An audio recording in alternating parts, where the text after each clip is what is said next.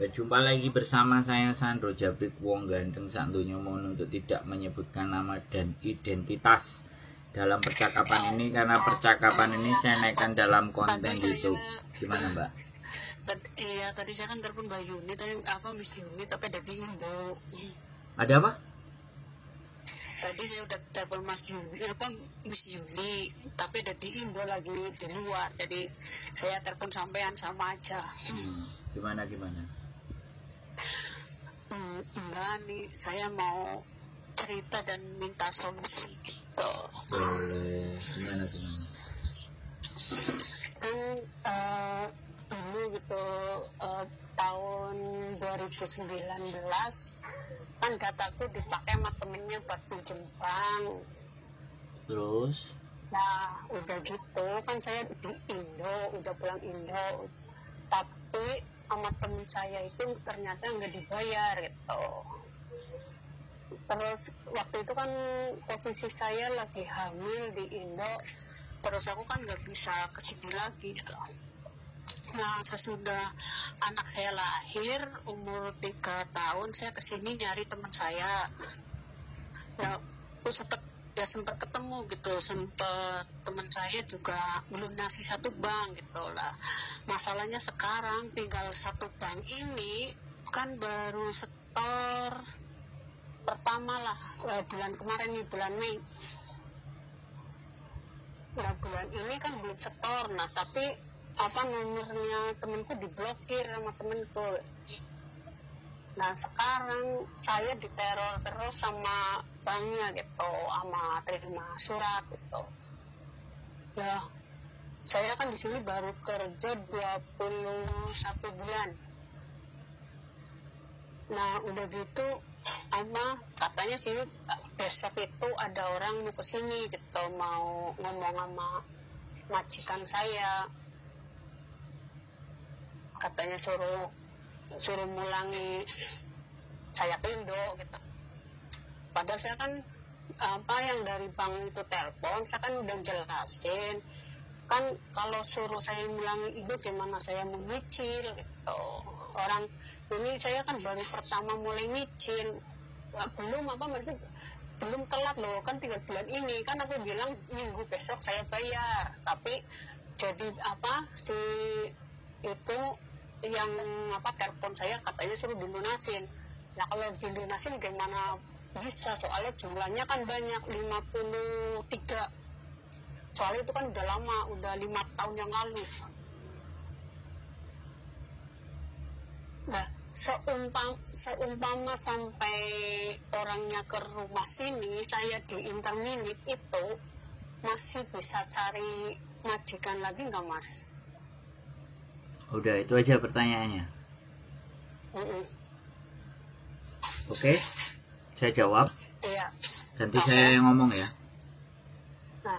Jadi gini Mbak, kalau sampean sudah di situ hutang, kemudian nggak dibayar, kalau sampean udah di interminate, terus pulang ke Indonesia atau masih bisa cari majikan lagi, ini tergantung pihak bank melaporkan sampean ke kantor polisi apa enggak, atau melaporkan mengirim surat ke imigrasi. Kan memang nggak ada urusan, tapi bisa jadi dia melaporkan ke kantor polisi, sehingga catatan di kantor polisi kan terkonek dengan imigrasi. Nah dari situ akan menyebabkan sampean untuk turunnya visa akan berat. Sebenarnya sih saya bukan nggak mau bayar, saya kan mulai di sini lagi nyicil gitu lah. Ya. Yang satu. Sekarang saya tanya, sekarang gini, saya ngomong dulu boleh nggak sampean potong? Oke. Ya, sampean kan mau nanya ke saya nih, soalnya kalau orang yang kasusnya hutang itu selalu ingin jawabannya adalah maunya dia. Bisa dipahami nggak maksud saya? Ya, saya sudah sering ngadepin teman-teman yang masalahnya hutang, ya. Kemudian kepinginnya adalah jawabannya dia yang diiyakan, kan tidak bisa begitu. Boleh nggak saya ngomong kayak gitu? Jadi saya akan ngomong sesuatu yang berdasarkan cara berpikir saya, logika saya, dan experience dan pengalaman yang pernah saya alami. Karena saya pernah memproses anak yang nggak bayar utang, pingin balik lagi ke Hong Kong, ya kan? Pingin balik lagi ke Hong Kong, itu ditolak visanya. gitu loh. Nah, kekhawatiran saya adalah ketika sampean sudah dikasih blacklist dan nggak bisa, bukan berarti mereka itu takut sampean nggak bayar, ganti dikejarnya sampean di Indonesia. Iya. Masalahnya itu di situ gitu loh. Hutang adalah tetap akan hutang, iya kan? Iya kan? Nah, mau nggak mau, saya nggak ingin mempermasalahkan sampean dan temennya. Wis itu anggap aja itu sampean sudah salah lah. Ya walaupun sampean bener wis anggap salah karena dokumen sekali lagi tidak berlaku ketika dipinjam-pinjamkan. Karena mereka tidak akan melihat dipinjam-pinjamkan. Mereka hanya melihat sampean atas nama orang yang bertanggung jawab gitu loh. Bisa dipahami nggak? Nah, satu-satunya cara kalau sampean nanti di interminate, ya sudah, kepunyaan sampean apa yang senilai 50.000 atau 50 juta Indonesia, sampean jual, sampean lunasi kalau mau balik lagi ke Hong Kong. Kalau sampean nggak mau dan nggak bisa, ya sudah, sampean tinggal pulang. Nanti kalau sampean bicara sama agen cari majikan, ya, kalau sampean misalnya jujur, itu agennya pasti untuk memprosesnya berat. Tapi kalau sampean nggak jujur pada saat diprosesin, begitu pihak banknya nanti melaporkan ke kantor polisi bahwa sampean punya tunggakan dan nggak selesai, laporannya masuk dokumennya ke imigrasi, maka proses visa sampean akan dipertanyakan. Jadi sebenarnya yang ingin saya sampaikan di sini adalah jangan bermain-main dengan hutang. Meskipun itu kecil, meskipun itu besar, walaupun banyak orang yang akan bilang, kamu sih nggak ngerasain penderitaanku, kamu sih nggak ngerasain akunya ketipu, makanya kenapa saya ngonten? Iya kan? Saya ngonten itu sampai berbusa-busa, sampai muluk-muluk, sampai semuanya. Hutang menghutang ini tidak akan pernah akan ada habisnya cerita. Karena hutang di Hong Kong itu gampang. Nggak kayak di Indonesia.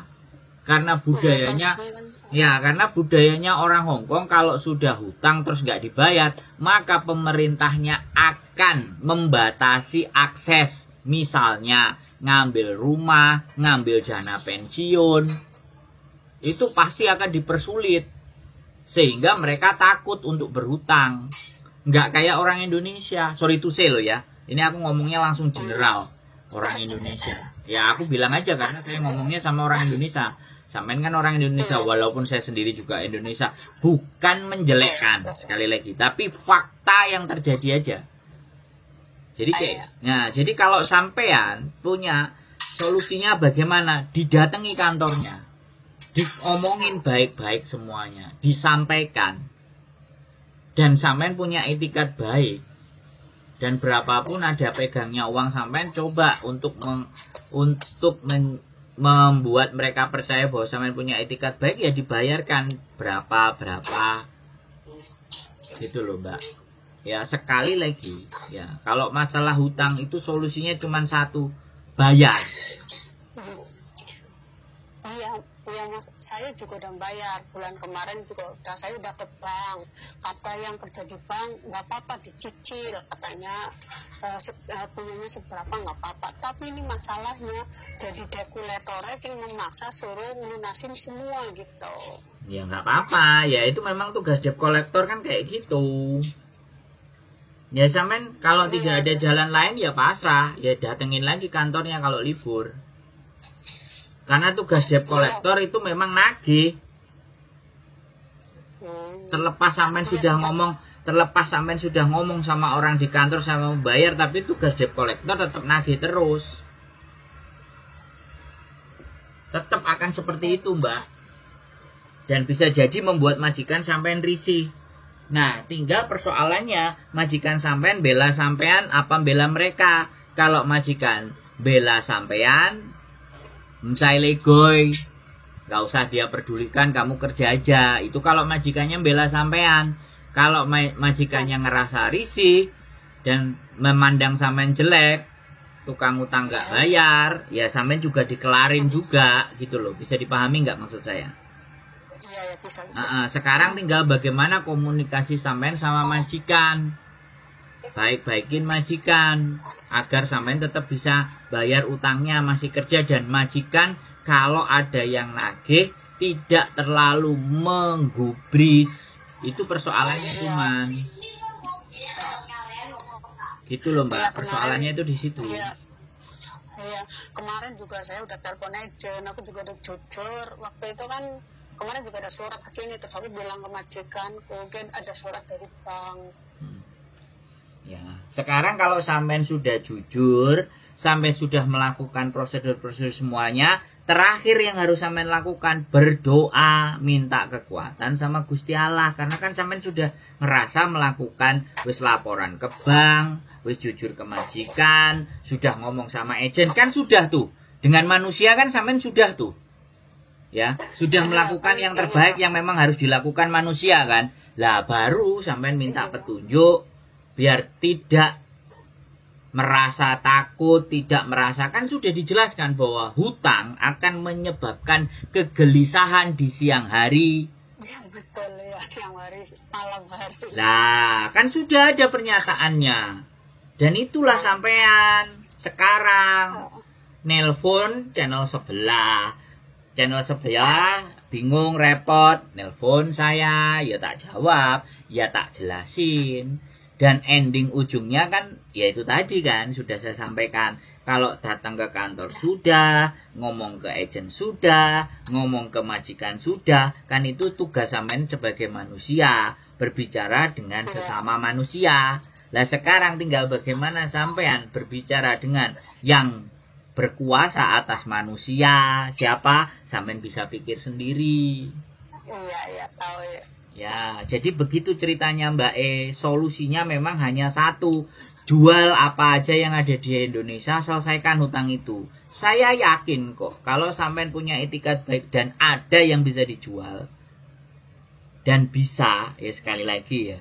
Untuk sampean mengembalikan nanti, punya duit lagi, bikin lagi itu bisa. Lah masalahnya,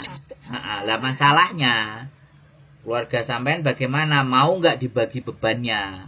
Mau nggak tinggal di emperan bawah jembatan? Kalau seandainya mau jual rumah, ya misalnya, ya, tidurnya di tenda, apa ya mungkin?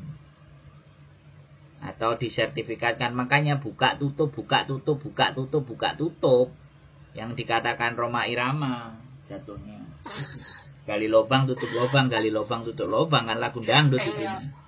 Ya, justru maksud saya datang ke sini saya mau nyicil gitu. Saya datang ke bank kemarin, waktu itu kan aku datang ke bank bilang aku mau itu yang 5 tahun yang lalu yang dipakai sama temenku. Terus udah kayak gitu dia kan minta itu paspor sama kontrak kerja. Oke, aku kasih, soalnya kan aku niatnya bayar.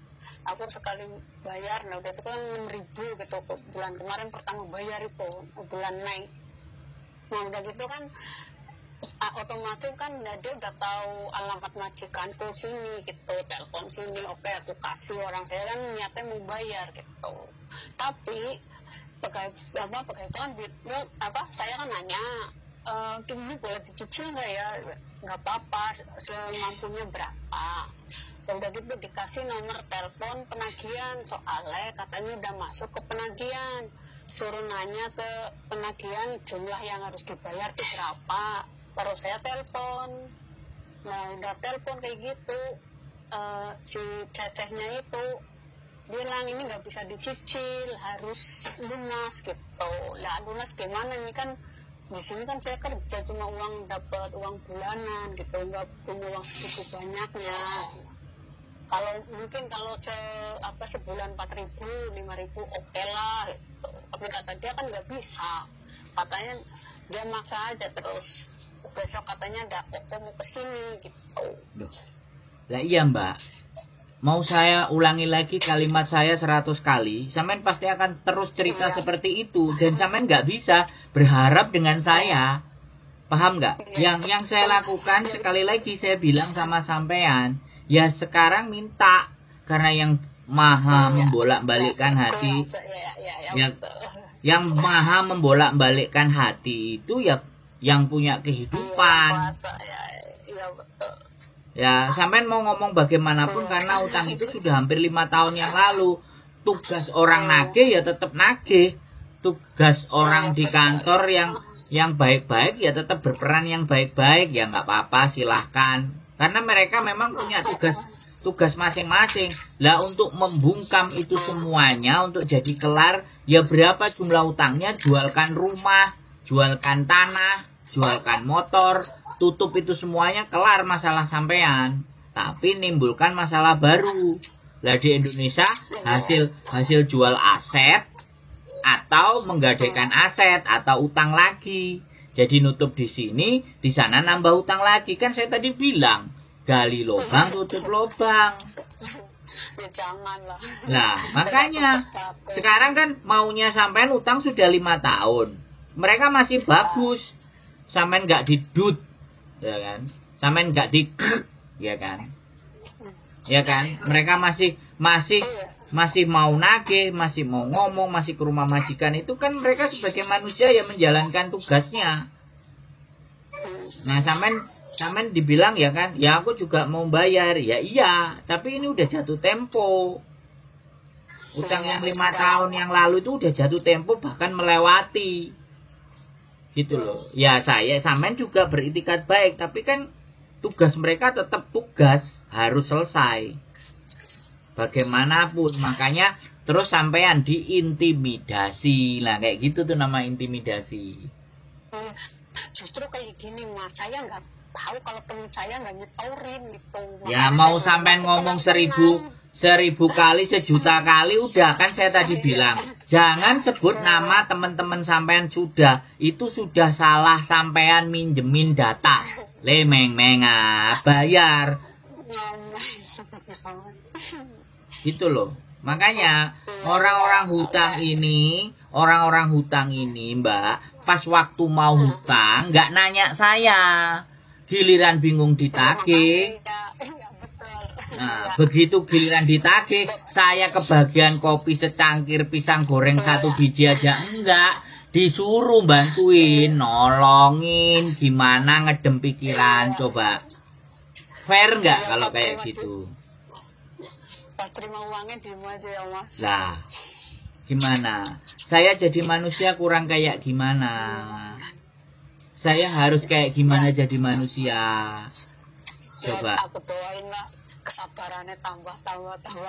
Nah, 10 orang kayak sampean, tensi saya naik Mbak, jantung saya kenyut-kenyut, istri saya yang bingung. Makanya kenapa kalau ada urusan hutang, istriku itu males ngangkat. Begitu ceritanya. Lah mungkin yang sebelah channel juga sudah pusing kepalanya, tapi ya nggak tahu lah kalau. Soalnya saya tahu setiap lihat channel semua urusannya utang, kasihan sih sebenarnya. Iya. Wes ya, sekarang tugasnya sampean satu, berbicara sama Gusti Allah. Ya, diberikan kekuatan. Ya, yang nagih-nagih semuanya kalau bisa punya kelembutan hati. Lah kan gitu. Oke? Sudah cukup? Udah cukup, makasih. Sorry ya ganggu aku. Enggak apa-apa. Wis mudah-mudahan sampean kuat ngadepinya, jangan sampai stres. Amin. Ya, oke?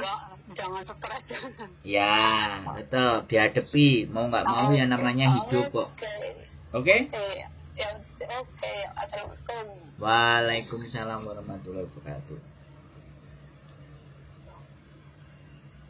Oke, buat teman-teman semuanya ya udah nguras energi sih kalau bahas masalah utang, tapi apapun itu ya piye meneh ya apa meneh ya apa meneh, gitu aja sih. Sehat selalu buat kalian, tetap semangat, keep stay tune YouTube channel. See you next video, bye bye.